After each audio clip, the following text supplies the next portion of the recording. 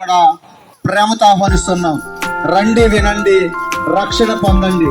రాత్రి 6:30కే మనైనపర్రు గ్రామంలో మరి కొత్త కాలనీ సీసీ రోడ్డు మీద అద్భుతమైనటువంటి సువార్తగా నిలిచి దేవుడికి మనకి అనుసంధానం చేసిన వ్యక్తి ప్రభువైన యేసుక్రీస్తు వారు.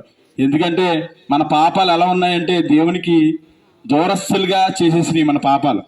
అలాంటి పాపాలు క్షమించడానికి ప్రభువైన యేసుక్రీస్తు వారి భూమి మీదకి వచ్చి మనందరికీ ఆయన బలియాగమయ్యి మనల్ని రక్షించడం జరిగింది. కానీ అలాంటి దేవుని మనం తెలుసుకుని కూడా నిర్లక్ష్యం చేశామంటే గనక ఈ జీవితానికి అర్థం లేదు. మీరు ఎంత కోటీశ్వరులు అవ్వండి, ఎంత సంపాదించండి, ఎంత చేయండి, కానీ చివరికి అనేది మరణం అనేది అందరికీ తథ్యం.